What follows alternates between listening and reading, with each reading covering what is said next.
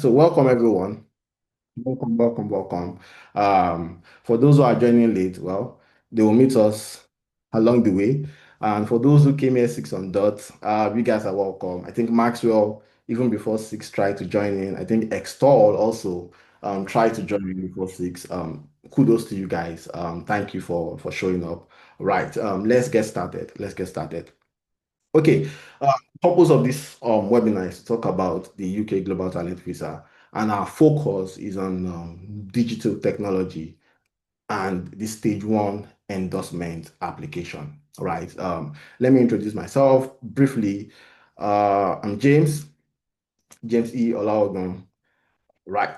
Before I go into the um, presentation in full, this is what we're going to be discussing about today, right? I'll do proper introduction about myself, but my name is James E. Olaogun, like I said initially. But then this is going to be the outline of today's webinar. I'm going to talk about me down to question and answer, right? So please, guys, start saving your questions. Don't wait till I'm done presenting before you ask questions, right? Even from the beginning, please start writing down your questions. I would want question to beget question, right? I would like the question and answer session to be as seamless as possible. So please, while I'm presenting, if something spark your attention or if you don't really understand the concept, please note that down. You can even ask the question, drop the question in the chat box during the session. My partner here, Roland, is going to help me to collate the questions and then hopefully ask those questions during the Q&A section. Right, so this is the outline of today's webinar. A quick one, a quick disclaimer. I would like to let everybody know that I am not an immigration advisor. I am not in any way an immigration advisor. Please and please know this, I am not. However, the purpose of this webinar is to share information that would assist you greatly in preparing for your Global Talent Visa endorsement application. So it means everything I'm sharing here basically are for information purposes, just to assist and guide you. But I am not an immigration advisor. Please let's know that. Right. So about me, you guys ignore this picture you are seeing by the side. Hopefully I'll get a better picture anytime soon. But yeah. So I'm James. I'm James E. My surname Olaogun. I'm a UK Global Talent Visa recipient, and I'm also a full stack developer. So outside of work, I'm passionate about mentoring. I'm passionate about supporting people. Basically, I'm passionate about helping people becoming better professionals. I'm passionate about helping people get opportunities and all, which is why I'm even here today, right? Which is why I'm here today. So that's just it about me. Nothing too much. All right, so let's now go into the reason we are here today, the UK Global Talent Visa. Right now, like I said when I was mentioning the fun facts, the UK Global Talent before 2020 was known as the Tier 1 Exceptional Talent Visa. Right. After 2020, it was rebranded, and called Global Talent Visa. Global Talent Visa. I also wanted to know that the Global Talent Visa is not just for it's not just for digital technology people alone. Because the focus of today's webinar is for digital technology. But I want you to know that if you know someone in art and research, they can apply for Global Talent. If you know someone in arts and culture, academia and research, so they can apply for Global Talent. If you know someone in art and culture, they can also apply for Global Talent. So I want you guys to know that it's not just only for digital technology, right? But then the purpose of the Global Talent Visa is basically to attract exceptional and talented individuals around the world to the UK. So um, the idea behind this visa in the eye of the UK government is that they want to stand tall in the world. So what they are trying to do is to attract exceptional leaders, is to attract exceptional talent, is to attract exceptional individuals who are already established leader around the world to come to the UK. So for the global talent, there are no restrictions. From Nigeria, you can apply. From Ghana, you can apply. From the Middle East, you can apply. From Asia, you can apply. Anywhere in the world, so far you are an established leader and you are an exceptional talent, yes, you can apply, right? Let's go to the next slide. So now for the global talent, irrespective of um, the sector, irrespective of the fact that it's digital technology, irrespective of the fact that it's academia or art and culture, there are two stages involved. Yeah, of course, there is a fast track stage and an award stage, and I'm not going to talk about that. That's a bit more technical, but the most popular way of getting the global talent visa involves these two stages, and that's what I'm going to talk about today. Right now, the first stage is the endorsement application, also known as the stage one. The second stage is the visa application stage, which is more like a walk in the park. Once you have the endorsement, the visa application is like very, very simple. So we are not going to talk about that today. The purpose of the webinar today is the stage one, which is the endorsement application. And the body in charge of giving out endorsement is technician. Technician. Now, I want you guys to know that some people would say, um, when is the global talent visa going to end? Is it going to end anytime soon? Is there a deadline to apply for the global talent visa? Now, let me say this. There is no deadline cast in stone. Right now, immigration law and immigration route changes, right? The government can wake up today and say they are no longer doing the global talent visa, right? But it is not cast in stone that this is when the global talent visa is going to expire or this is the deadline to apply. No, it is not cast in stone. It was introduced in the year 2020 and this is 2025. It is still in operation. And the endorsing body made an announcement, I think 2 months ago, that they won the contract with Home Office to continue awarding endorsement up until 2028, which invariably mean that until 2028, Technician would be the organizing body that would give endorsement, and which also means that until 2028, all things being equal, the global talent visa is not going anywhere. I hope you understand that. So up until 2028, Technician will be the body giving out the endorsement. Technician will be the body that will review endorsement application and then give the recommendation to the Home Office. So the short answer for that, anyone that has that question, is that the global talent visa is not going anywhere up until 2028, all things being equal. I mean, like I said, the government can come to there and then change it. So we never can tell, but all things being equal, it's not going anywhere. Right. So who is a typical applicant? What I'm trying to say here is who can apply for the global talent visa, right? Because there is a misconception around that only technical people can apply, only software engineers can apply, only DevOps can apply, only machine learning guys can apply. No, no, no, no. There are two types of applicants when it comes to the technician, digital technology for the global talent. There are two types of applicants. Now we have the first one, which are applicants with technical skills. Yeah, know that. Now, for example, if you are a DevOps engineer, if you are a system ops engineer, if you are a principal, now pay attention to the choice of words. Very, very, very important. Principal software engineer or principal software developer. Now, before 2025, if you are just a software developer, if you are a software developer, then you can try and you get endorsement, right? But they made a very, very huge change in early 2025, January 2025. And one of those changes included the word principal software engineer. So you cannot just be a random software engineer to apply. You must be a principal software engineer in a product-led digital technology company before you can qualify under the technical skill, not just a freelance software engineer or a software engineer working for an agency and so on and so forth. So please let's know that distinction. Right. Let's move on. We'll get deeper into that in other sessions, but I needed to make that clarification, probably just in case I forget. Right. So if you're an experienced data analyst, if you're a cybersecurity expert, if you're a product designer, and so on and so forth. Basically, if you have a technical skill, then you are a typical applicant. Then you can apply for the global talent visa. Now, the other set of applicants that can apply are applicants with business skills. Right now, these are people who they don't know technical stuff, but they have business skills in in the digital sector. That's very important. Now, the sector is important. So you cannot say you have business skill in the agri sector and say you want to apply for global talents. No, it doesn't work like that. Now, all our discussion today will be in the context of the digital technology sector. In fact, let me break it down further a bit. It will be in the context of product-led company.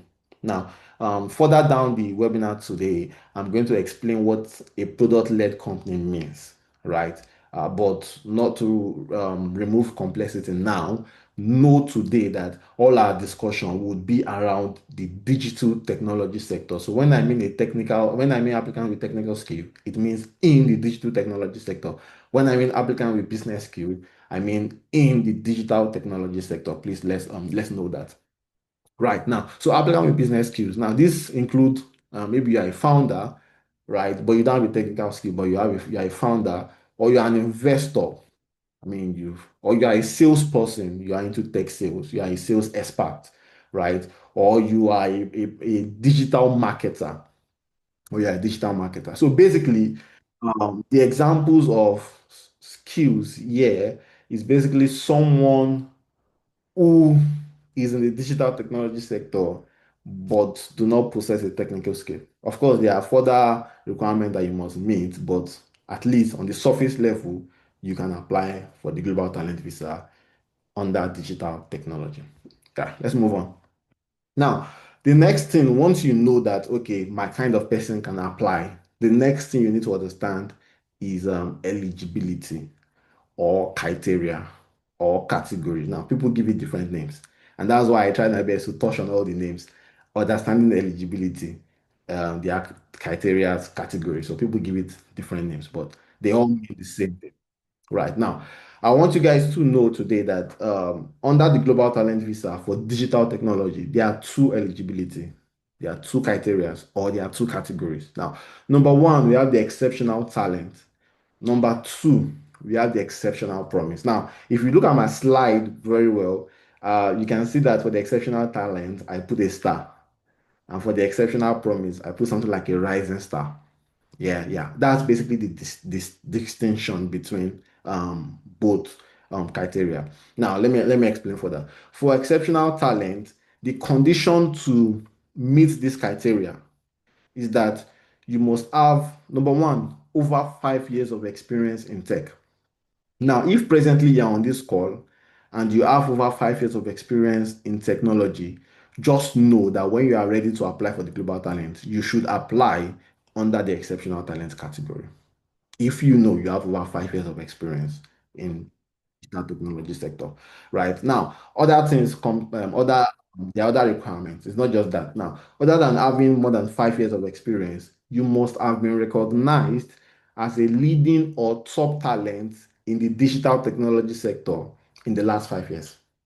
You can see that's a bit tricky, right? But I'll explain further. Don't be afraid, I'll explain further.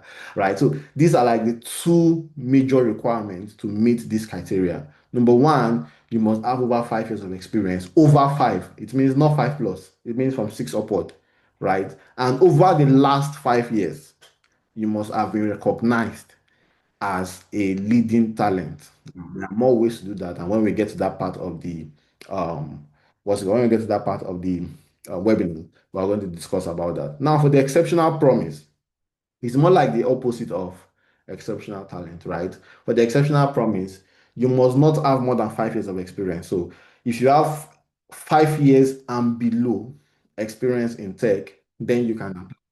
And also, you must have been recognized as having the potential, get that word, having the potential to be a leader or a top talent in the digital technology sector in the last. So what I'm trying to say here is basically is that okay, you have less than 5 years of experience, and over the time in your career, you have been recognized as someone that have the potential to become a leader in the digital technology sector. All right, so that's basically the two categories we have. Let's move on.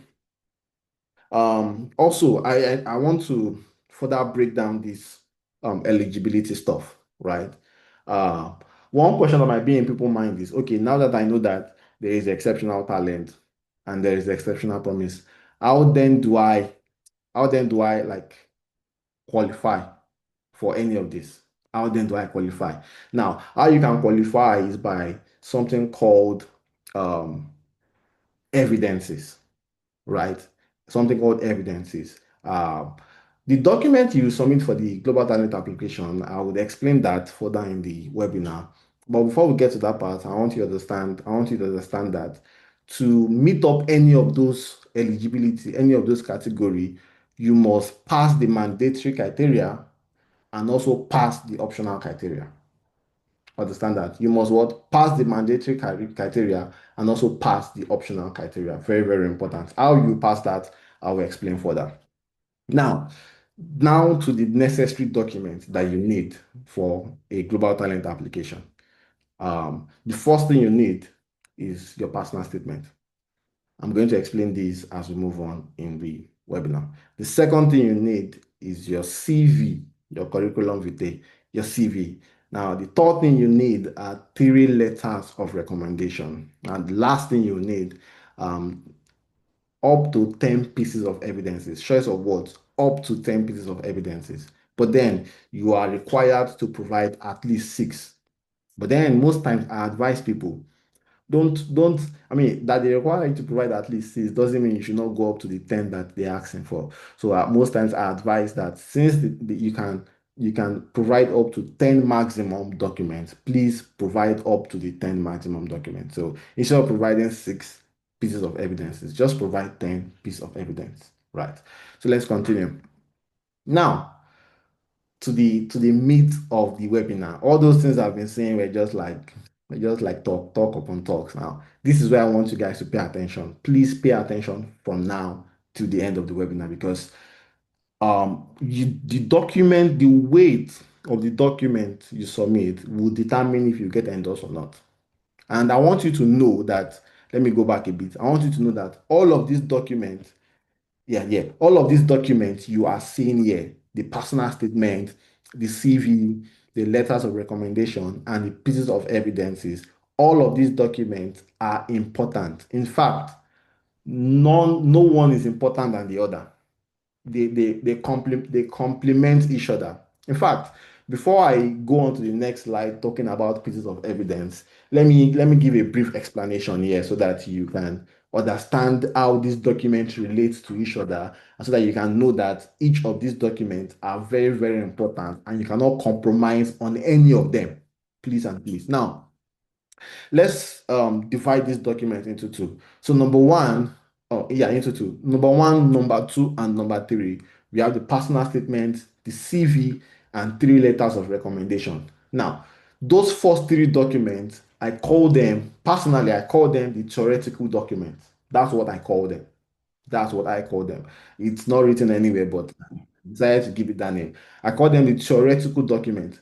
And the purpose of these first three documents, the personal statement, your CV, and the three letters of recommendation, is to tell your story. Know that. The purpose of this document is to tell your story. Now, the last one, which is the piece of evidence, the piece of evidence is the practical document. The practical document. And the purpose of the practical document is to prove your story. Understand the distinction and how they complement each other. Like I said, the first three, which is the personal statement, CV, and three letters of recommendation, is to tell your story. Now, let me even break it down further. Now, for the personal statement, it is you telling your story. It's your personal statement. You are telling Technation that this is my story. The CV is you telling Technician the summary of your story. So you tell them your work history, your educational history, your side project, your hobbies, and so on and so forth. It's basically you telling the summary of your story. Understand that? Now, said in your story, in your personal statement, everything you have said in your CV, everything that the authors have said in the three letters of recommendation, the last document, which is the pieces of evidence, is the practical document where you basically prove everything that has been said about you. So there's like a popular mistake that people do. They talk about their personal statement, they talk about their story in their personal statement, they talk about themselves in the CV. There are three letters of recommendation. Their recommender would say something very, very nice about them. But when it now comes to providing evidence, they are providing evidence of something totally different, something that they didn't even mention at all in any of those story documents. So please let's understand that this document, they do what? They complement each other, basically. I hope you guys fully understand how important the documents are. So now let's discuss about each of these documents. I can see people are already dropping questions. Please ask your questions. At the end of my presentation, I'm going to answer all questions, all questions. I'll try my best to do that. Now, the ones I cannot answer on this call, probably because I have to leave and attend to something else, I'm going to send a mail out answering the questions. So please ask your questions. I'll try my best to answer all questions. Right. Okay, now let's talk about the personal statement. Remember one thing I said. If at all you don't get anything from this webinar, remember that the personal statement is basically you telling your story. And one important thing is that it's your story. I mean, some people they copy templates. They copy template, and I'm wondering, why are you copying a template? Why? Of course, you can use a template to guide you. You can use somebody else's personal statement to guide you, to show you how to write it. But some people would copy a template verbatim to submit an endorsement application. Why? It's your story. Your story is unique. There's no way you can write a personal statement as your story and you'll be caught copying someone else. It's not possible because everybody's story is unique. There's always a unique factor. So please understand that the personal statement is you writing your story. And now there are a few important things that you should know about the personal statement. So number one, it should not be more than 1,000 words. So please, in all you do, you shouldn't be more than that. Your personal statement, of course, should begin with an introduction about your technical background. And one thing you have to ensure is that you show passion and enthusiasm. You show it when you're writing your personal statement. Also, like I said, you must write it yourself and it must be unique. In bracket, I mentioned it. It is your story. Don't forget that it's your story, so it's supposed to be unique, right? Another thing is that it must be relevant and consistent with the rest of your application. No, remember I gave an example that some people will write something in their personal statement and not provide an evidence for it. That's a very big flop. That's a flop. No, that's a flop. So any achievement, any impact, any innovation, you note down with your personal statement. It is very, very important. Now, this is not a rule. Remember that they didn't write it in the technician guide. But for your benefit, ensure that you provide an evidence for it. Ensure it is mentioned in other part of your application. And that's what I mean by it should be relevant and consistent with the rest of your application. Very important.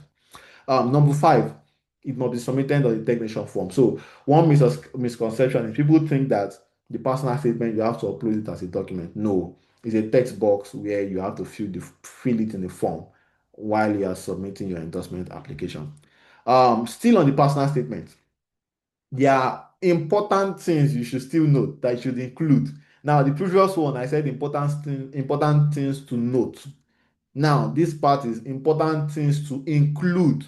So those ones you just know that as you write it. This one, you must include it. Now, all the information here on this slide is from Technician Guide. So if Technician should ask you to include them, please include them. So number one, you have to include your achievements. The reason there's a global talent is not because the UK like everybody. It's because they are trying to attract talent, exceptional individuals. So for them to invite you to the country as a global talent, you have to show to them that you are an exceptional individual.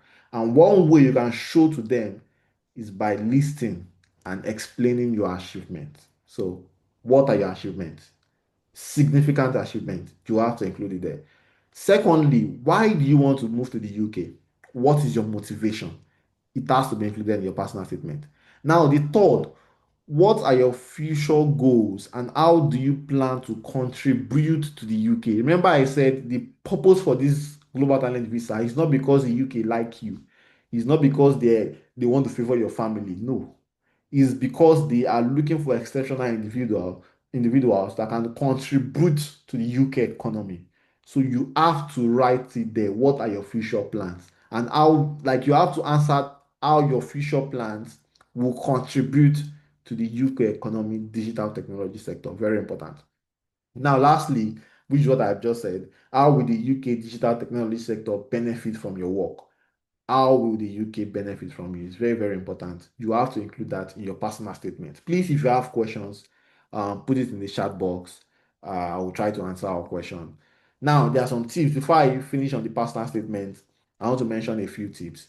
Number one, use concrete examples to illustrate your achievements and plans. See, don't just don't just use don't use ambiguous words. Don't make that mistake to use ambiguous words. No, no.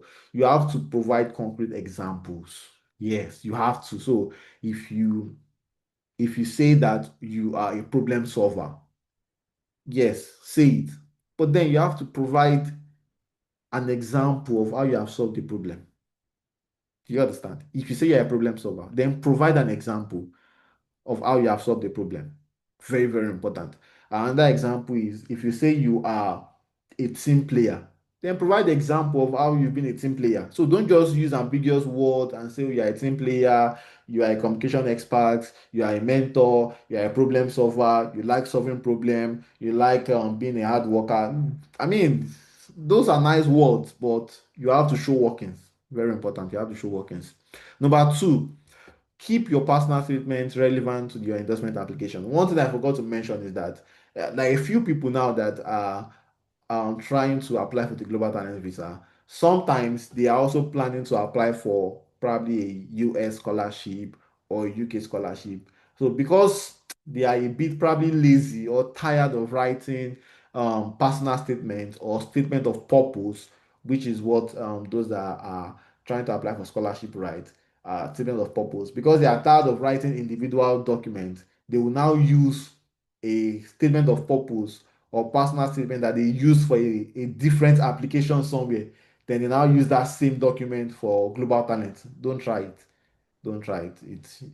It's not worth it. It's definitely going to weigh down your application. So always ensure that your personal statement is unique to that particular global talent application and it is also relevant with the rest of your application, right? So lastly, always ensure that you proofread and check for grammatical errors. If possible, send it to your friend to just review and criticize your document. Very, very important. Now, this tip I'm giving you, this proofreading tip, apply it to all other documents.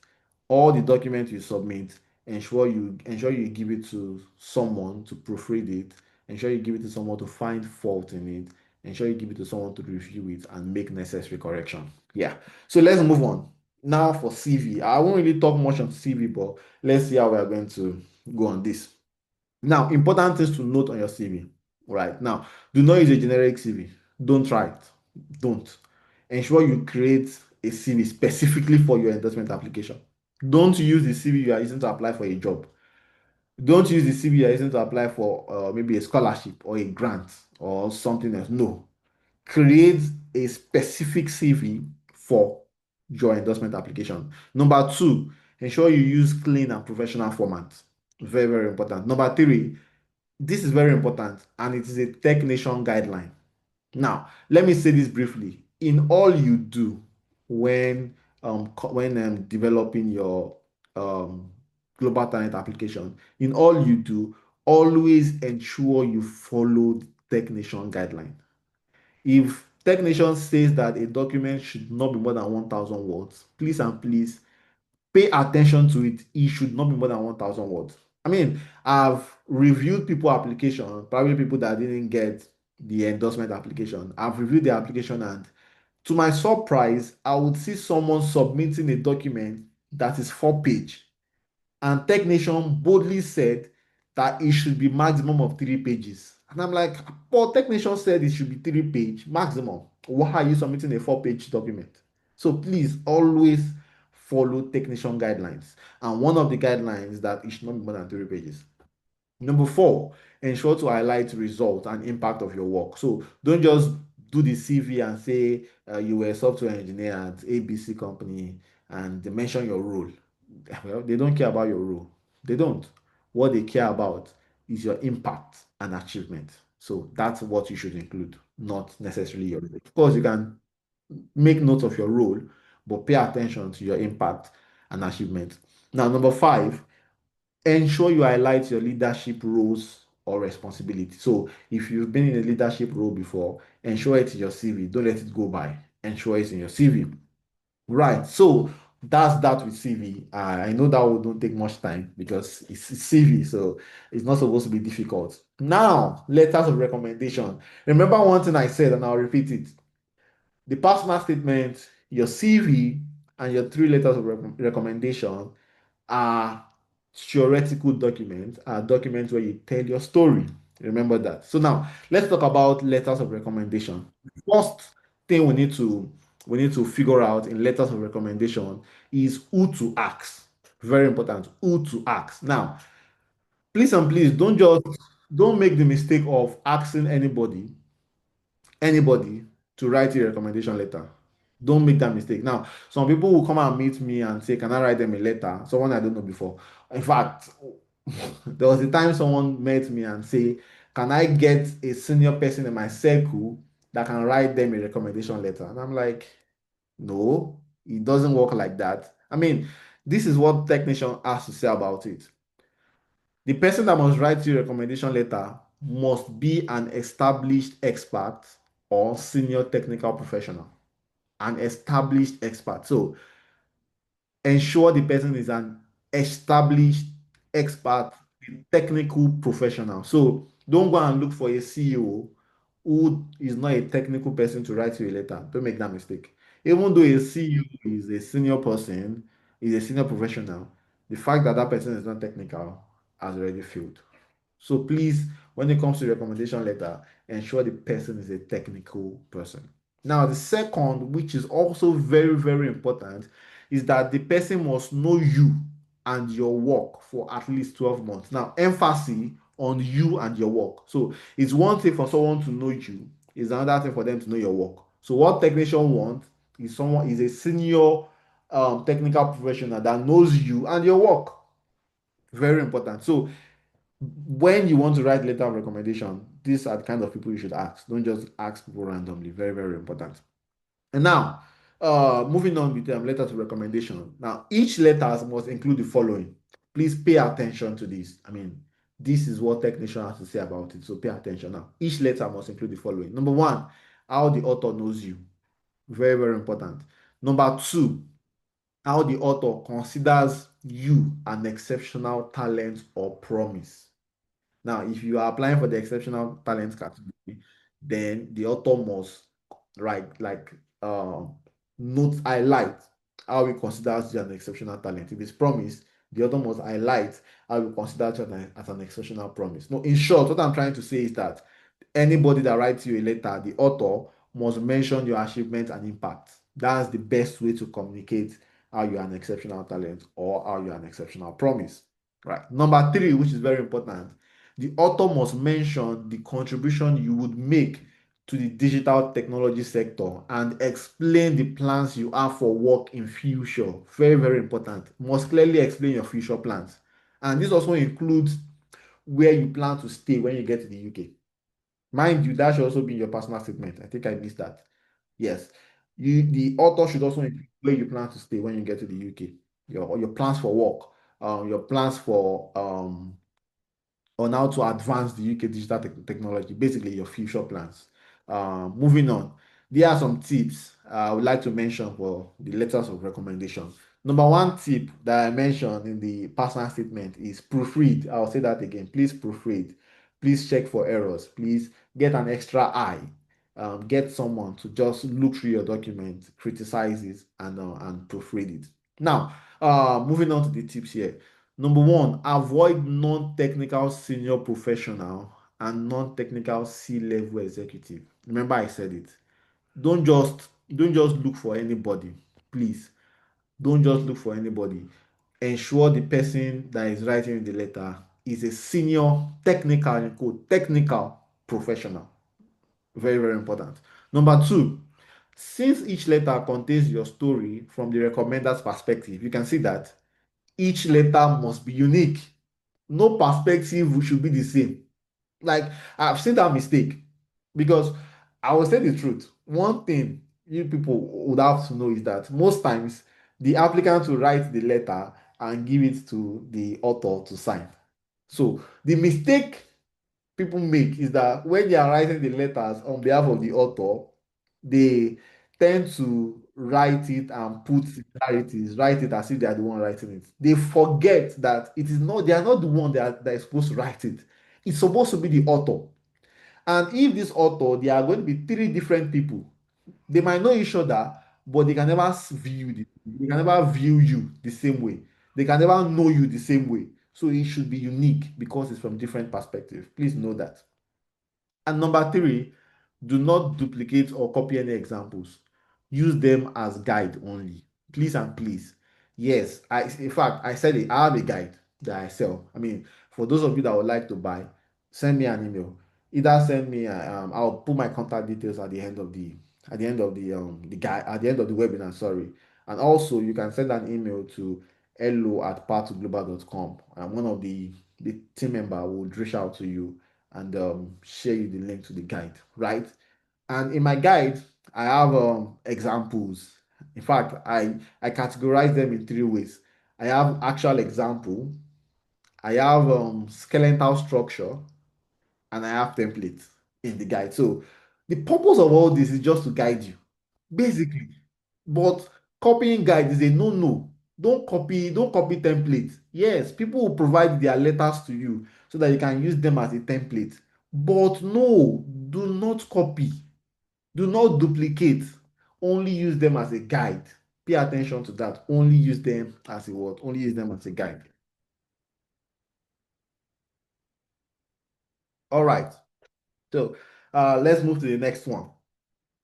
Understanding pieces of evidence. Now, we are now in the practical part of things. Remember, I said that the first three documents, personal statement, the CV, and the letters of recommendation, they are like theoretical documents. Now to the second part, which is the pieces of evidence. Now I want everyone to know that these pieces of evidence are like the practical documents. Without any piece of evidence, your your application is as good as useless. In fact, I've seen a lot of feedback, negative, what would I call field endorsement feedback. Like when you don't get an endorsement, they send you a detailed feedback on why you don't get the endorsement. And I've seen a lot of it, and in most of it, they'll be like, "Oh, your personal statement is very sweet." And it's not like they'll use the word very sweet, but what they're trying to say, your personal statement is nice. Your letters of recommendation, they use nice word, they use loving. But your evidence, you fail to provide evidence. Remember, I said that those documents are just stories. They are like text telling your story. But if you don't provide evidence, forget it. They need evidence. They need you to show workings. They need you to show them that I said I built an application that processed $1 million. Show them screenshot. This is the application. Screenshot. This is the screenshot of the $1 million I was talking about in my personal statement. This is the screenshot. Show them workings. Very, very important. Let's continue. Now, there are two criteria. Remember in the when I was giving the introduction, I said there are two criteria: mandatory and optional. Now, mandatory is mandatory. Yes. See it here. Mandatory is mandatory. And if you miss the mandatory criteria when providing your evidence, forget it. The application is going to be declined. Yes, that's how mandatory it is. Now, for the optional, if you probably miss one optional out of the two optional, they can still consider you. Yes, they can still consider you. But if you miss the mandatory and maybe you get the optional, forget it. Mandatory is mandatory. That's how important the mandatory criteria is. Very, very important. Now, let's continue. Now, the mandatory criteria is where you show that you have been recognized as a leader or the potential of being a leader. Remember, I said, so if you are applying for the exceptional talent, this is where you show that you have been recognized as a leader. If you are applying for the exceptional promise, this is where you show that you have been recognized as having the potential of being a leader. You get that now. Now, examples of evidence you can use. Number one, reference letter. Now, a reference letter is a bit similar to letters of recommendation of letters is a bit similar to letters of recommendation. However, it does not the rules that apply to the letters of recommendation does not apply to the reference letter. Yes. So it means that you can get anybody that knows you, that knows what you are trying to prove, you can get that person to write you a reference letter. Even if the person is not a technical person, the person can write you a reference letter. So what I'm trying to say here is that it's not compulsory that a technical person writes you a reference letter. So for example, in my case, when I was preparing my application, I worked in a company, let's say for example, ABC company. Now that company, the CEO is not a technical person, but then he's a senior professional. He has been in the business sector for over 20 years and he has a lot of impact. But he does not have technical skill. He's just a business person with an MBA and so on and so forth, but an accountant, but he's not a technical person. So I couldn't tell the person to write me a recommendation letter because he is not a technical person. However, when I got to my mandatory criteria, I told him to write me a reference letter. Why? Because there is no restriction on who can write you a reference letter, either technical or not. No restriction. Anybody can write you a reference letter. And now bear in mind that although it is a letter, is in text format, it is still to prove what you have mentioned in your personal statement, your CV, and your letters of recommendation. So, for example, I said in ABC company, my personal statement, I said that in ABC company, I built an application that processed 10 million naira. In my letters of recommendation, one of my author mentioned that, oh, James built an application for ABC company that processed 10 million naira.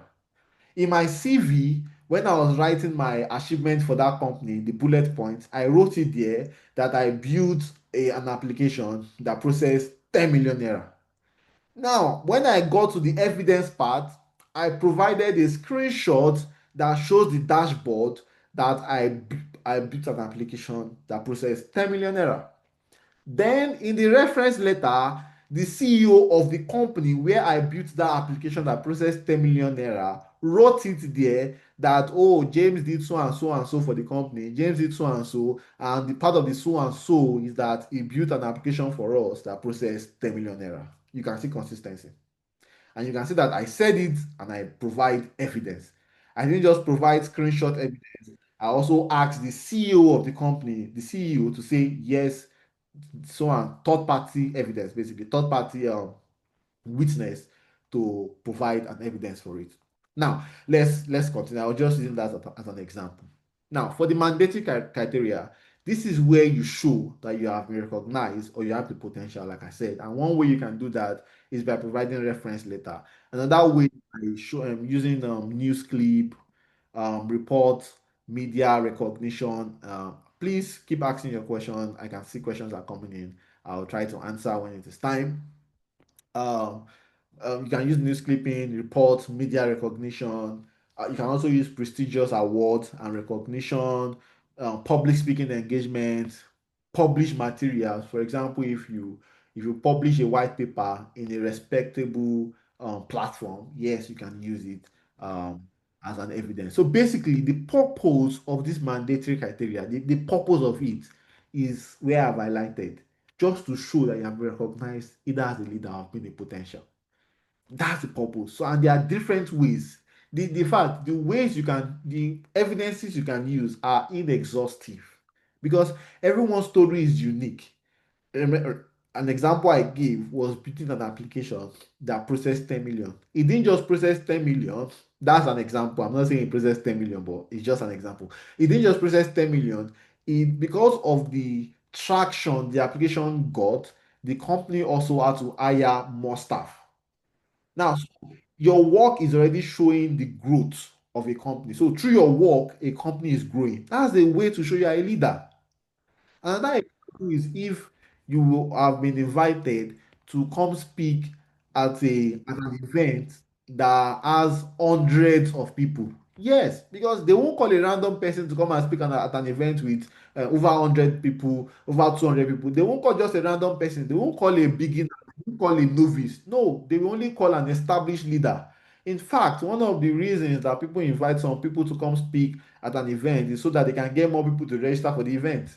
So if you are not a popular person or if you are not an established leader that people admire to be like, for you to come and speak at an high profile event.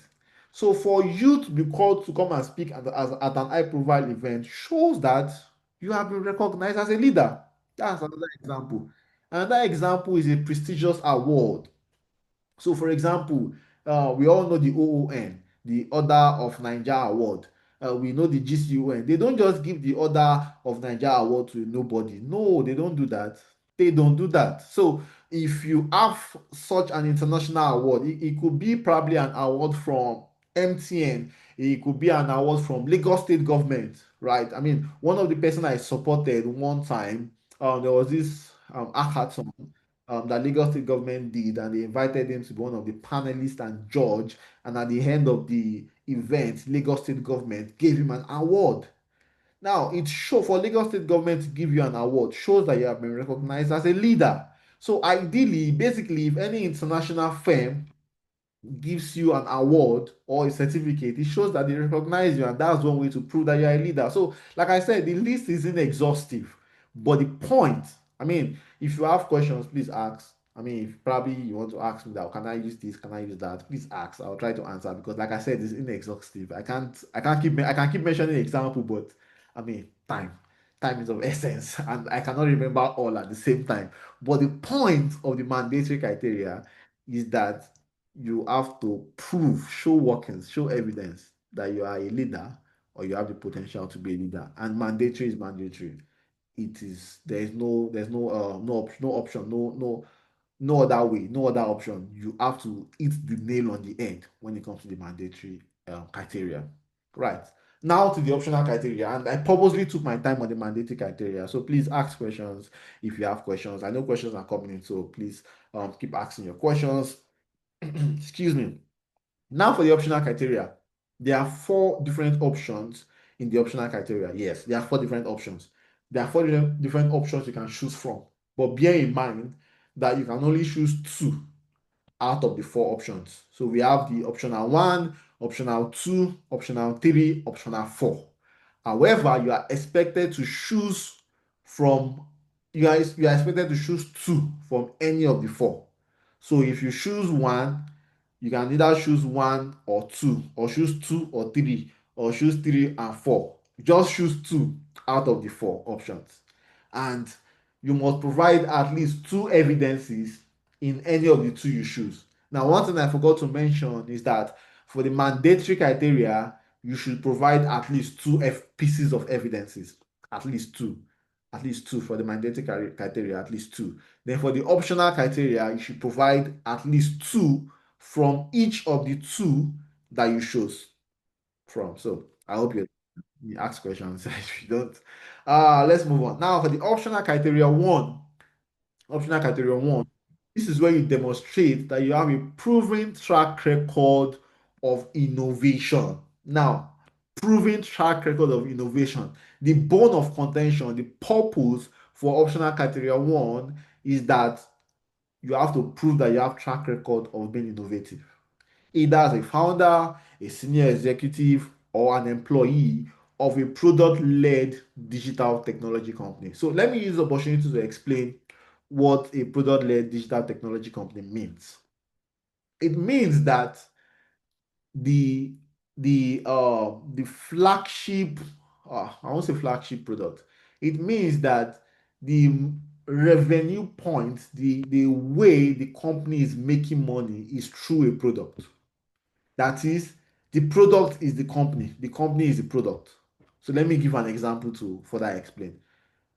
MTN, for example, is not a product-led digital technology company because MTN, they run a telecommunication service. Although they have some products, however, it's a telecommunication service. Now, it now depends if the product has been registered as a sister company. I don't know, but if you claim you work for MTN, then you're not working for a product-led digital technology company because what they do is telecommunication service. Another example, which is different, which is a product-led digital technology company, is Paystack. Now, we all know Paystack, a payment processor company. Now, Paystack is a product, Paystack is a company. So the company is a product, the product is a company. So without the product, the company cannot exist. That's what it means to be a product-led digital technology company. Another example is MoneyPoint. Another example is Twitter. Another example is Meta, Facebook. Now, another example is maybe a startup. Let me mention Paid HR that just got funded. Paid HR. That's another example. Another example is Lemfi. Now, these are products that are now a company, and the company itself is a product. That's what it means to be product-led digital technology company. If you don't understand, please ask questions. But I know you guys understand right about now. So now, the purpose of the optional criteria one, like I said, is to show that you have a track record of innovation, and there are examples of evidences you can use. Number one, you can use reference data. Number two, you can use financial record, right? So for reference letter, you can either ask the CEO to write you a letter. If you are the CEO yourself, you can probably ask one of your investors to write you a letter. You can ask one of your other C-level executives, maybe your CTO, to write you a letter. There was someone I work with. For your information, guys, I also guide people in getting a global talent endorsement. So if you want to know more, just send me an email. You see my contact at the end of the webinar, or you can send an email to hello at path2global.com, and I'm sure the team would reach out to you, and they will get to me and you will get a response. Right. Uh, for the like I said, innovation, and one way you can show innovation is by showing financial records. So let's say you built an application, an innovative application, and then the application has got traction and has processed and has got revenue. You can use the financial record showing the revenue of the audited account, or you can do a revenue projection and then show that also. And for most startups that are sourcing for funds and that have pitch deck, in the pitch deck, there's something called revenue projection where they just project that, oh, if you have so number of users, we can make so and so amount. So you can also use that as an evidence, right? Reference letter, you can, like I said, so I was trying to say here that there was someone I worked with who is a CEO of a company, right? CEO is like the Oga Pata Pata, right? But then he asked his CTO, right, to write him a reference letter. So you can also do that if you are the CEO. But if you are probably an employee, you can ask either the CEO, the CTO, the COO, any C-level executive, you can ask them to write you a reference letter. You can also use employment contract and equity ownership, right? You can use that. You can use the innovative product itself. But now what I say, the caveat to using the innovative product itself is that ensure you use the patented application. Don't just use don't just use the application like that. Ensure the application is patented. And I think that's the right word. Yes. Ensure the application is patented. Very, very important. And lastly, you can use sales evidence. If you sell the application and that's gotten traction, you can use the sale evidence. There's one thing I want to say. Bear in mind that there are some evidences that are deemed insufficient. An example is the employment contract. Now, if you provide an employment contract alone for OC1, it is not sufficient. Employment contract alone is not sufficient. Another thing you have to note is that providing a reference letter alone is not sufficient. Please note it. So, of course, you can provide reference letter, but providing reference letter alone is not sufficient. So it means you must provide other types of evidence to back up that claim. So, for example, if you have an innovative product and then you ask the CTO to write you a reference letter and you stop there, you are shooting yourself on the leg. Don't stop there. So, after you ask the CTO or any C-level executive to write you a reference letter, you can also get the financial record, the audited account. If you don't have that, if you have equity ownership, you can show that.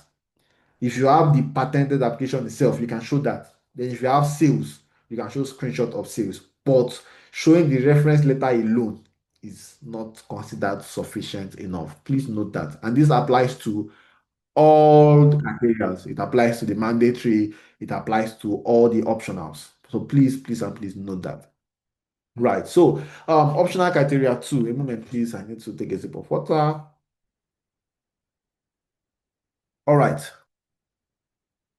Optional criteria two. This is where you demonstrate your recognition outside of your immediate 9 to 5 that has contributed to the advancement of the digital technology sector. Now, the mistake people make is that anything they do outside of 9 to 5, they show evidence for it without considering the clause.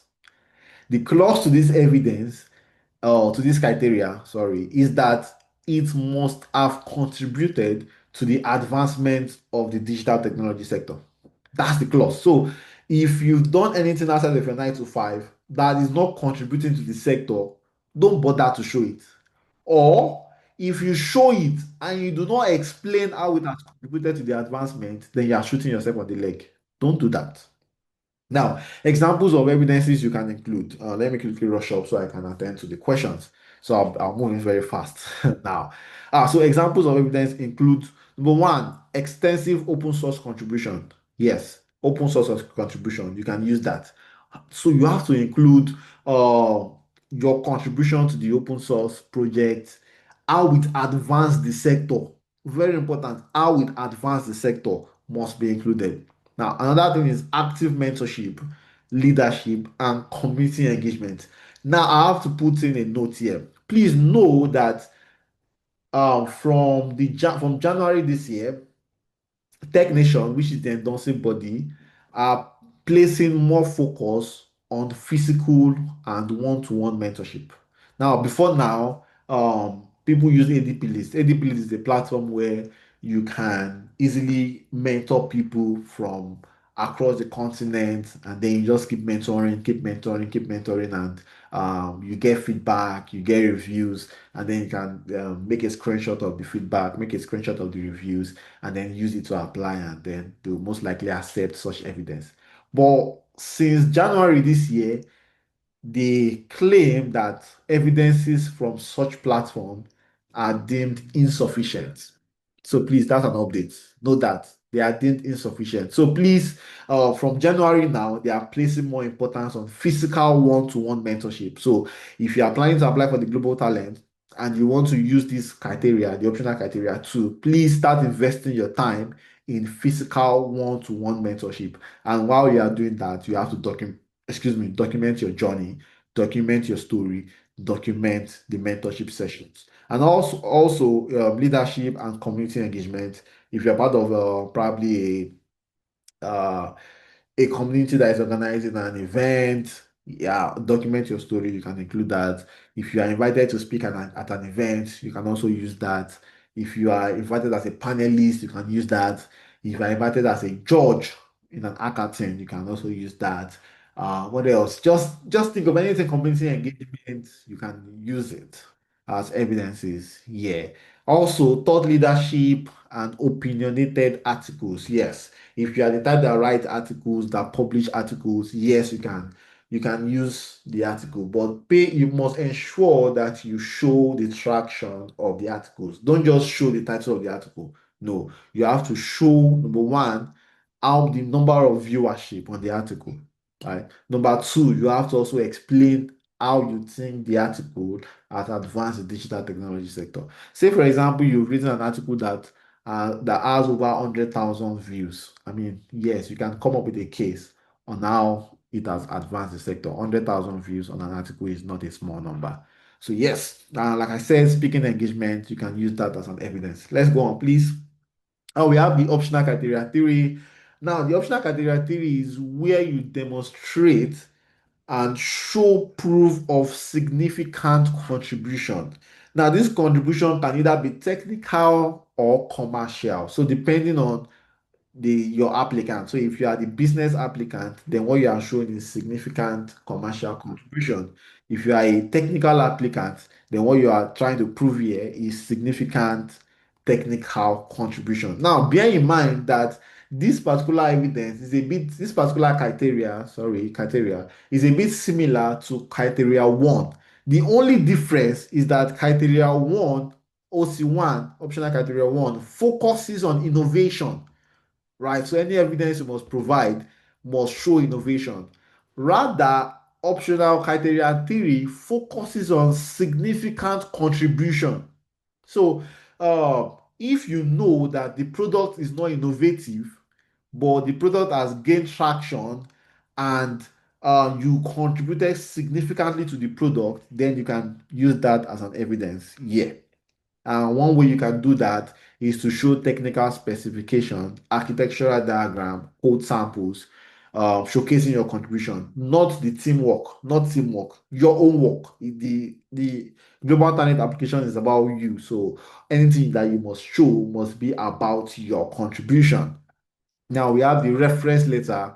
Now you can use reference letter here also. You can tell any C-level executive to write you a reference letter, and that reference letter must indicate the impact of your work. Very, very important. And lastly, you can also use the company's growth to indicate the impact of your work. You can use traction, the number of users. So if the company has grew from 100 users to 30,000 users or 20,000 users or 100,000 users or 10,000 users. You can just show that, oh, the company growth was as a result of my contribution to the product, and then show your contribution. Very, very important. Show your contributions. You can use financial records. You can show investment history. The goal of these criteria, like I said, is to prove that you significantly contributed to the growth of the company or to the growth of the product. The next one, which is the last optional criteria. It's optional criteria four. Now, this is where you demonstrate proof of academic contribution to research, through research. Now, for those who are scholars, who has written journals, who has written white papers, who has published literature reviews, who has published journals on different platforms. Yeah, this part is for you. This part is for you. Uh, Basically, examples you can provide publications in top tier uh, platforms, in top tier peer review academic journals. And of course, it must be related to digital technology field. Now, I put in a caveat here. I said research undertaken as part of an undergraduate or MSc or master's test and thesis do not qualify. So don't say you want to use the OC4, the optional criteria 4, and then you are showing your undergraduate research paper or you are showing your master's research paper. They don't care about it. No, they don't. Don't bother. Don't bother. If that's the only thing you have, don't choose this criteria. Also, they don't really rate first class like that. So if you say, oh, you want to use your first class as the optional criteria for, don't bother. They don't rate it. Just skip this criteria. If you know you are not a scholar, if you know you don't write paper for a living, if you know you don't write journals, if you know you don't write white paper, if you know you have not published paper in major platforms as regards digital technology sector, don't just skip this criteria. It's not for you. Skip it. It is not for you, right? Another evidence you can provide is conference presentation at prestigious peer-reviewed digital technology conference. So let's say you probably go for a conference in one of the universities in Nigeria or in UK. I know in Nigeria they do something called VC lecture. I think yeah, VC lecture. So let's say you are invited to come and speak at a VC lecture conference. Yes, you can use that as an evidence or any conference basically organized by an institution in the digital technology sector, yeah, you can use that. Also, award and endorsement from leading academic expert or organization. So let's say your department in your school, not student union department, like your actual department from the head of department or from the dean, maybe gives you an award or endorse you. Or basically, you can also use that as evidence. So that's the end for the optional criteria four. And we've come to the end of the pieces of evidences. If you have questions, like I say, please ask them. I can see a lot of questions, and very soon, I'm going to answer those questions. So let's go. Someone said, so to be clear, if you are not a principal software developer, you cannot be considered a global talent. Don't worry, we'll get to that. I'll make some clarifications on that. So don't feel discouraged. Don't feel discouraged. Don't feel discouraged in any way. Okay. Common mistake to avoid before I start answering questions. Let me talk about common mistake to avoid. Number one, insufficient evidence. Avoid insufficient evidence. See, if you want to provide evidence, provide evidence. Show workings. Show it. Don't feel shy. If it's a private information, or yeah, private information, you get the adequate permission from the C-level executive, from the owner of the company that, oh, I want to show this information for my global talent application. Can I show it? Yes, get adequate approval to show it, and I'm sure they will definitely approve it for you. Number two, lack of specificity or uniqueness. Yeah. Ensure that your documents are unique. Very important. Number three, poor labeling. Ensure you label things the way they are. Don't just write anything and think they understand. Now, a technician advisor don't know you. They don't know you. So don't think they know you. Don't think they will understand. You have to label things properly and give proper context to things. And number four, overlapping evidence. Don't use the same evidence twice. No, always ensure distinction. Number five, inadequate translation. Please and please, your document must be in English. Any other language, just provide an authorized translation. So, I mean, I know most people here are Nigerians, so it will be in English. But then, if you are watching this and you're from India, or you're from Pakistan, or you're from a non-majorly English-speaking country, ensure that all your documents are translated. There's an authorized translation to English. Now, we have unverified claims. Ensure that everything you provide is verified by third party. When I mean verified, is that just show examples, prove anything you say. Very important. Number seven, like I said, relying solely on reference letter is a trap. Don't do that. Reference letter evidences are not sufficient in themselves, so don't rely on them. Number eight, ignoring guidelines. Please don't ignore guidelines. If technician says your document should not be more than 3 pages, then yes, they should not be more than 3 pages. Don't ignore guidelines. Number nine, not demonstrating leadership or innovation. The purpose of the Global Talent Visa is to attract leaders. So if you are not demonstrating that you are a leader or you are not demonstrating that you are innovative, then you are missing the point. You most likely not be endorsed because the purpose is to attract leaders. So you have to show that you are a leader. Number 10, copying template. Like I said, templates should be used as guide only, do not copy. Number 11, submitting only links to online sources in your evidence. Don't do that. Don't do that. If need be, show screenshots. If need be, you can use GIF. Just don't put links. Avoid links. Show screenshots. Use GIF if it's video. Right. Avoid links. And lastly, submitting fraudulent information. Please avoid it.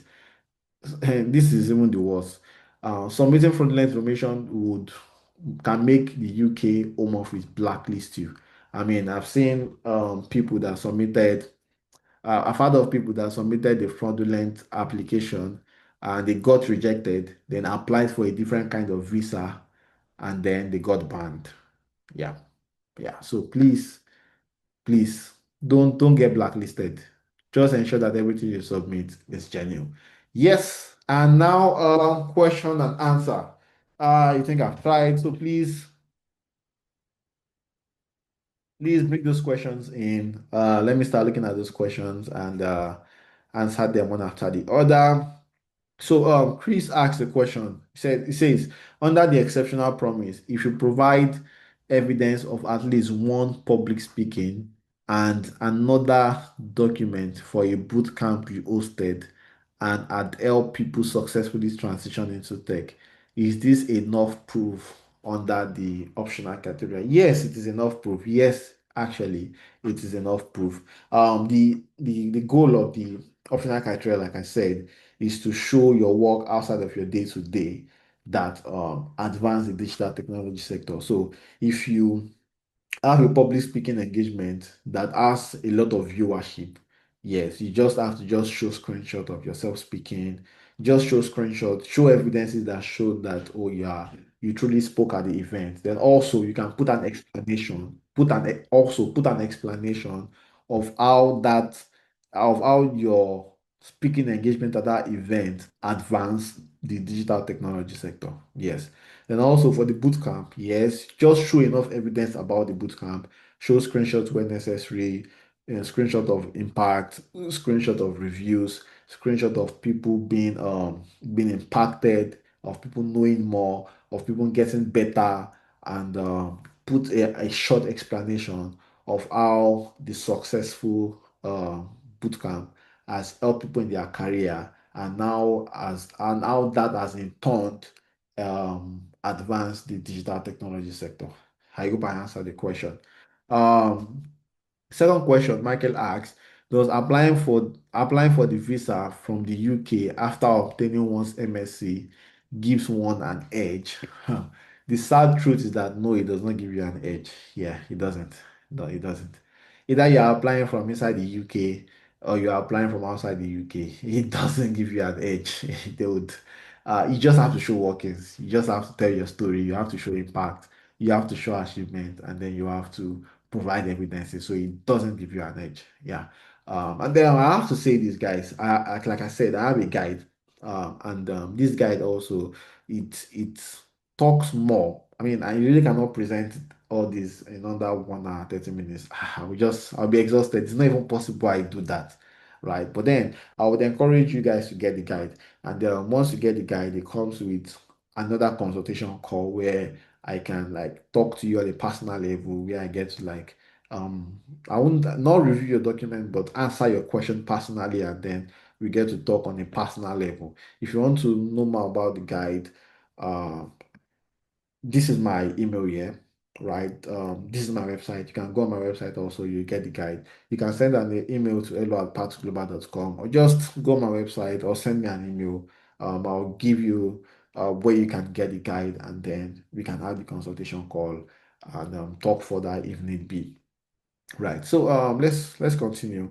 Another question says, can we know more about the latest e-visa news from UK and how it affects global talent visa? Like I said, I'm not an immigration advisor. All right. I'm not here about visa. I'm here about the endorsement. Right. Presently, everything about the global talent remains the same. Yeah, it remains the same. If you are exceptional talent, in 3 years' time, you would qualify for ILR. If you are an exceptional promise, after 5 years, you qualify for ILR. So presently, it remains the same. Nothing has changed. It's the same. But like I said, anything that has to do with visa can change even tomorrow. But as at today, the 12th of July, is still the same way it is. Nothing has changed. That should answer your question. So Shioma asked, if you're from a non-technical background, would the recommendation still need to come from a technical senior professional? Right, that's a very, very good question. Very, very good question. And I would say yes. Yes. Yes. Now, when I mean a technical senior person, it does not mean the person is still a technical person. Don't get that wrong. But the person should have a technical background. I hope Shioma is still on the call. Yes, the person should have a technical background. So let me use myself as an example. When I applied for the Global Talent Endorsement, right, I was working for company XYZ. Now, company XYZ, the CEO of the company had a technical background. However, as at the time of writing in the letter, he doesn't code anymore. He is now a CEO, and all he does is business activity and does not code. But because he came from a technical background. He was able to write me the letter of recommendation. Another example is the second person that wrote me the letter, say he was working for company PPO, right? He was working as a chief operating officer for company PPO. However, he has a technical background. He started off as a software engineer, then moved into operations. And as at the time he wrote me the letter, he was the chief operating officer of company PPO. But then, because he had a technical background, he was able to write me a letter. So, to answer your question, yes, it should be a technical person that should write you a letter of recommendation, but it's not compulsory the person must actively be a technical person at that point. The person should just come from a technical background. And also, to give a context to it, when I mean technical background, I mean a product led background, not somebody that is working in an agency. Don't make that mistake. Someone who comes from a product led background. So let's say the person has once been a software engineer of a product, or a chief operating officer of a product, or a DevOps engineer of a product. Basically, someone that is in a technical role, has once been in a technical role of a product-led digital company, of a product. You understand what I'm saying? So that should be it, sure, man. So for Sherif, you said, so to be clear, if you're not a principal software engineer, you cannot be considered a global talent. Well, I will still say you can still be considered. Yes, you can still be considered. You can still be considered. The important thing is that you show impact. The important thing is that you show your achievement. The important thing is that you show that you are a leader. You can still be considered. I'm not going to rule you out because um, some people, they have just 4 years of experience and they are already a senior software engineer in their company. They are a senior and you can't do anything about it. There are some other people, they have 5 years of experience, but they are still a software engineer, not a senior. And there's nothing you can do about it. Now, the person that has 4 years, because he's a senior, doesn't mean he's more talented than the person that has 5 years that is not a senior in the company. Different companies, they have different yardstick of promotion. So some people, they might have spent 2 years in a company and they are a principal software engineer in that company. And some other people, they have spent 5 years in that company and they've still not grown to become a principal software engineer. It doesn't still make the person that has spent 5 years in the company not a principal software engineer. These are just titles. So these are just titles. You have to like create that distinction. So because you don't have that title, doesn't mean you don't qualify. So the goal is that just show that you have been recognized as a leader and you have made impact in the digital technology sector. That is the important thing. And I hope that answers your question. Now, for Samuel Shei, your question is that are there any limitations as to the kind of digital skills that are accepted, or anyone in the tech sector is eligible aside from other criteria? When you said evidence, it's like portfolio also, right? Now, let me just answer your first question. Now, to know the full set of skills that are accepted, just go to the technician, type technician global talent on Google and go to their guide. You'll see the list of skills that are accepted. I can't show that on this call now. And also, when you get my guide, I listed out everything. So you also see the list that are accepted. Either way, it's just go online and check for the list. The list is quite a lot, and I can't list them on my presentation, and I can't see them now. But when you go to the technician website, you would see all the list on their page. And then portfolio. Now, when I say evidence, I don't mean portfolio. I don't mean portfolio. And I've tried my best to explain I've tried my best to explain what the evidence mean and the kind of evidence you can provide. So please, once the recording of this meeting is out, please go back to it and try to watch it and try to understand my explanation. Right. So Chris asks another question again. Sorry.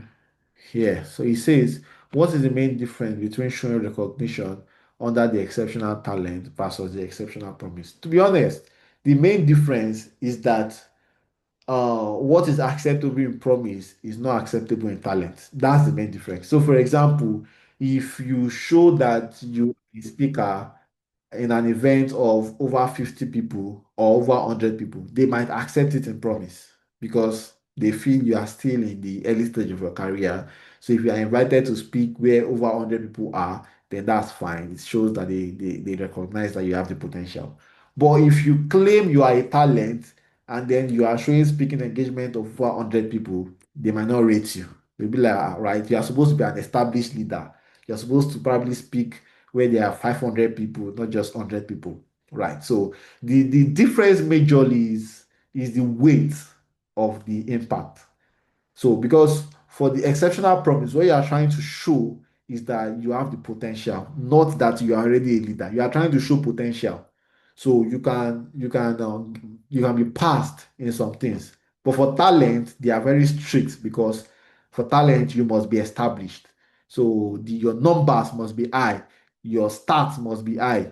If you claim that you built an application that has processed money, it should be in millions, not just in hundreds of thousands. So that's the only difference. The difference is the what's the word now? The strength of your impact. For promise, it can be mid-level, but for talent, strength must be very, very high. The numbers must be very, very high. So Noah said, please, I joined the meeting late. Yeah, you will get the recording. I will send the recording to the email you used to register.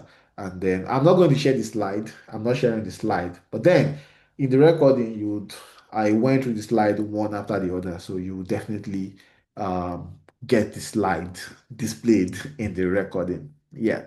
So someone said for public speaking engagement, does hackathon count? Okay, now very good question, Michael. Yes and no. Before January 2025, anything that's to do with hackathon, even if you're one of the developers that is competing, if you're one of the organizers, yes, it counts. But after January 2025, it for it to count, you must either be a judge or one of the panelists or the organizers. These three things. For an hackathon, um, for an hackathon evidence to count, you must either be one of the judges or you are one of the panelists, or you are part of the organizers. If you are not any of these three, don't bother yourself. Very, very important. Now, for public speaking engagement, yeah, public speaking engagement count. I think I've talked on that. And so Shioma asks, can a bank qualify as product-led digital company? This is a very tricky and good question. And the straight answer is no, it doesn't. It doesn't. It doesn't. I mean, I'll be honest with you. Now, somebody else might say it does, but I saw something 2 days ago. I saw the feedback of someone that got rejected. And one of the reasons for being rejected was that he said he worked for a prominent bank in Nigeria. And they said they do not categorize the bank as a digital technology company. So, based on that feedback I saw, the sad answer is no, it doesn't qualify. Yeah, that's a very sad answer, but yeah, that's it. All right, so Samuel Shea says I have a question about the kind of company that can give you a recommendation or certificate or award that can be valid. I work with a tech startup and I think it's not a product-led company because we deal in branding and digital marketing and we are still growing. Can anything I get from that company be used in this application, prove useful or recognizable? No, no, no, and no. Shay, no.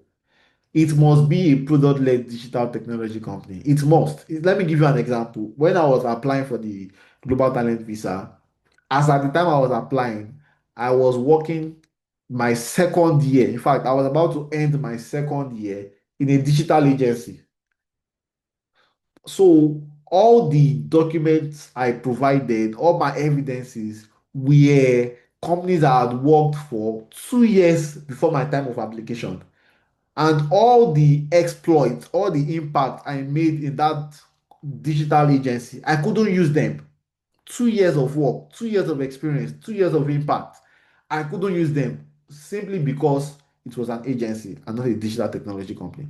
So I had to lean back on my experience from 2 years ago down the line and use those impacts, use those evidences, use the connections like the CEO, the CTO, use the connections I had then as my letters of recommendations and all the documents I needed. And everything I was doing 2 years around that time, I couldn't use them because it was just a digital agency. So, Samuel, your answer is no.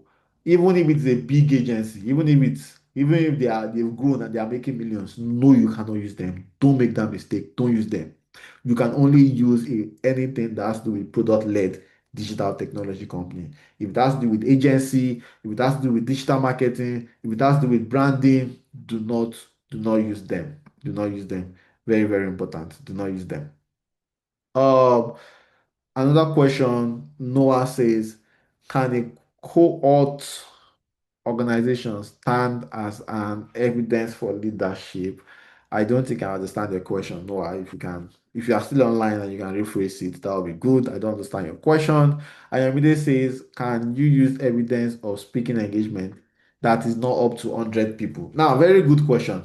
Now, I'm not going to rule that out. You can add it for the sake of adding it, but just know that it's not going to carry weight. That's very important. I won't say you shouldn't use it, but know for a fact that it's not going to be sufficient. So you must add other things that can make it sufficient. So still use it, but it's not going to carry weight. They are not going to rate it. Yes, that's what I'm going to say about that. So Ayomide says, I also joined in late. Yeah, you get the recordings. Yeah.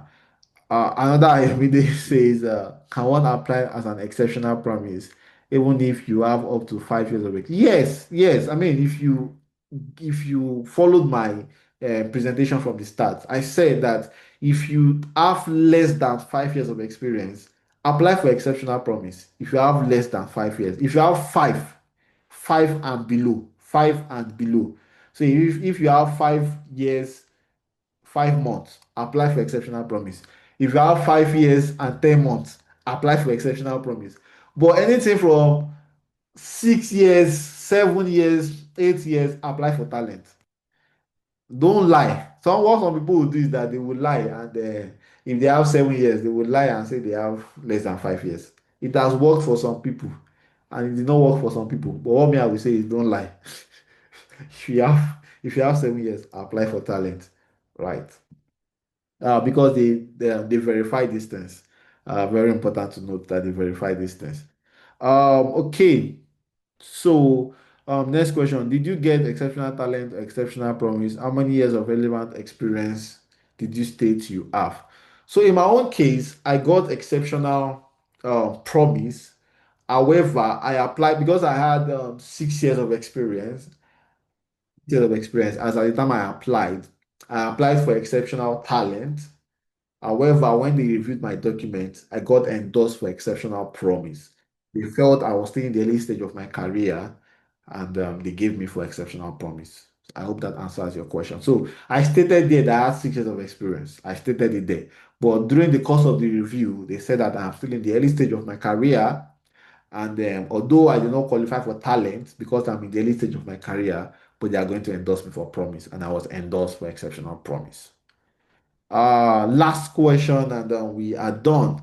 Um, Health tech and edtech, are they also product led? Yes, of course. Yes. I mean, one of the companies that I provided major evidence for was an edtech company. And yes, health tech, edtech, agrotech, anything technology. Yes. I mean, it's a sector. So if it's a product under that sector, yes, they qualify as product led. And I think I'm done with the questions. Yeah. Thank you very much, guys. Thank you, thank you, thank you. I think we had over 40 people start the session, and now quite a number of people have gotten value. And yeah, so thank you, guys. Thank you, guys. If you have more questions, send me an email. Go to our website, you get my contact there also. You can also, what's it called, send an email to hello@partglobal.com. Thank you guys for joining in. Thank you so much. Someone asked the last question. Can I submit a project I was part of during a boot camp? No, no, no, don't do that. Don't do that. Don't do that. Let me answer these questions. Organize a meeting where high school levels are equipped with necessary skills needed for their digital space. Skills like programming. Yeah, yes, it counts. Noah, yes, it counts. It depends on how you what's it called present it, but yes, you can include it. Like I said, if you need more help, send me an email. You can get my guide, go to my website, you see my guide there. And so yeah, thank you guys. Take care of yourself.